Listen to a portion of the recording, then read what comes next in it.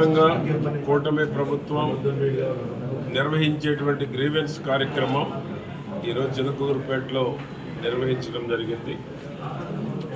ప్రధానమైనటువంటి సమస్య టిడ్కో సమస్య ప్రధానంగా వస్తూ ఉంది. రెవెన్యూ సమస్యలు వస్తూ ఉన్నాయి. రెవెన్యూ సమస్యకు కూడా ముఖ్యమంత్రి గారు సపరేట్గా కూడా ఒక గ్రీవెన్స్ సెల్ పెట్టమన్నారు. రెవెన్యూ వరకే సపరేట్ గ్రీవెన్స్ సెల్ పెట్టి పరిష్కారం చేయమని రెవెన్యూ శాఖ ఆదేశాలు ఇచ్చారు.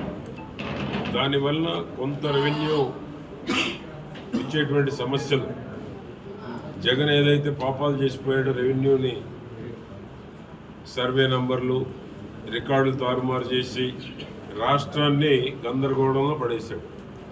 తాత ముత్తాత ఆస్తుల జోలికి పోయాడు, జగన్ ఇంటికి పోయాడు. ఎవరైతే రెవెన్యూ జోలికి పోయి ఆస్తుల జోలికి వచ్చారో ప్రజల ఆస్తుల జోలికి వచ్చాడు జగన్మోహన్ రెడ్డి. ప్రభుత్వ ఆస్తులు కాదు, ప్రభుత్వాన్ని ఎట్లాగూ కాజేసింది కాక ప్రైవేటు వ్యక్తుల ఆస్తుల జోలికి కూడా వచ్చి నందువల్లనే ఇంటికి పంపించారు. దాన్ని సరిచేయాలన్నా కూడా ఒకరి ఆస్తి ఒకరికి సెంట్లు మార్చారు, హద్దులు మార్చారు, రాళ్లు మార్చారు, పాస్ పుస్తకాల్లో మార్చారు. ఎన్ని రకాల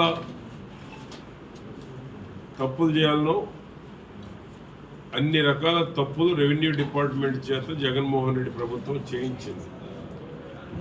అవి పరిష్కారం చేయాలంటే చాలా ఇబ్బందికరంగా కూడా తయారైంది. ఒకసారి ఒకరు ఆస్తి ఒకరు కొన్ని సెంట్లు ఇంకొకరికి రాసినందువలన తిరిగి మళ్ళీ రాయాలంటే ఎంత జటిలంగా ఉంటుందో జగన్మోహన్ రెడ్డి లాంటి వాళ్ళకి తెలియదు. ఈరోజు చంద్రబాబు నాయుడు గారు ఆ సమస్యని ఏ విధంగా పరిష్కారం చేయాలి, సంవత్సరం అయినా కూడా రెవెన్యూ సమస్య పరిష్కారం ఎందుకు కావటం లేదంటే ఒక సెంటు తగ్గినా కూడా ఓర్చుకోలేనటువంటి రోజుల్లో మనం ఉన్నాం. కాబట్టి మళ్ళా జగన్మోహన్ రెడ్డి చేసిన తప్పులు తిరిగి పునరావృతం కాకుండా సెటరేట్ చేసేటువంటి ఆలోచన గౌరవ ముఖ్యమంత్రి గారు రెవెన్యూ మంత్రి చేస్తూ ఉన్నారు. కనుకనే ఈరోజు రెవెన్యూకి సపరేట్ ఒక గ్రీవెన్స్ సెల్ పెడుతున్నారు. కలెక్టర్ టార్గెట్ ఇచ్చారు. ఏ విధంగా మీరు పరిష్కారం చేశారో కూడా అకౌంటబిలిటీ తీసుకురావాలంటున్నారు. కాబట్టి ఇక్కడ నుంచి ఈ 22A కానీ జగన్మోహన్ రెడ్డి ప్రభుత్వంలో చేసిన తప్పులు కానీ కరెక్షన్ చేసేటువంటి దానికి కూడా ఒక అకౌంటబిలిటీ ఫిక్స్ చేశారు. రెవెన్యూ సమస్యలు త్వరలో పరిష్కారం అవుతాయని ఆశిస్తున్నాం. టిడ్కో కూడా 1,00,000 కట్టాము, 50,000 కట్టాము, మాకు పైన ఇచ్చారు, మేము వెళ్ళలేము, కింద కావాలనే వాళ్ళు ఎక్కువైపోయారు. దానికి సెకండ్ ఫేజ్ చిలకలూరుపేట వరకు చూస్తే సెకండ్ ఫేజ్ క్లియర్ అయిపోతే కన్స్ట్రక్షన్ కొంత వెసులుబాటు వచ్చే అవకాశం ఉంది సర్దుబాటు చేయడానికి.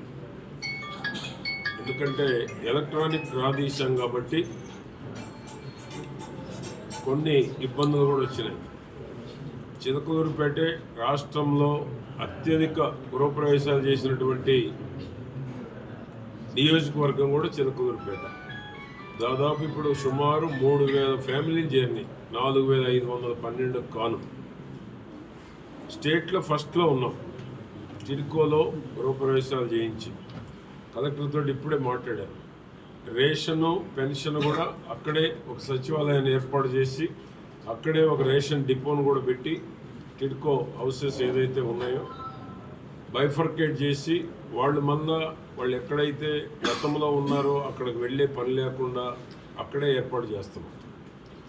ఇది చేసినందువల్ల ఏమవుతుంది, ఫర్దర్గా జనవరిలో మిగిలిపోయిన అలాట్మెంట్ తీసుకున్నటువంటి వాళ్ళు కూడా మొత్తం అక్కడ చేరుతారు.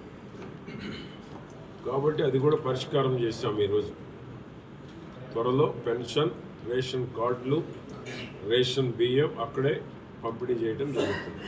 అక్కడే ఒక సచివాలయం పెడుతున్నాం, అక్కడే రేషన్ డిపో పెడుతున్నాం, ఎక్కడ కూడా డాక్టర్లను కూడా పెడుతున్నాం. డిఎంహెచ్ఓతో మాట్లాడాం, అక్కడే డాక్టర్ కూడా ఉండేటువంటి విధంగా ఏర్పాటు చేస్తున్నాం.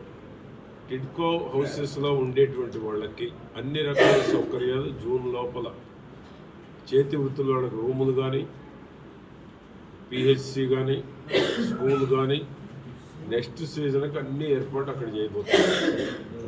చేరేటువంటి వాళ్ళకి అసౌకర్యం లేకుండా అన్ని రకాల ఏర్పాట్లు అక్కడే చేయబోతున్నాం.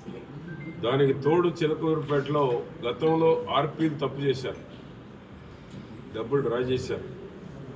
డబ్బులు డ్రా చేసి కట్టకుండా తప్పించుకుంటున్నారు.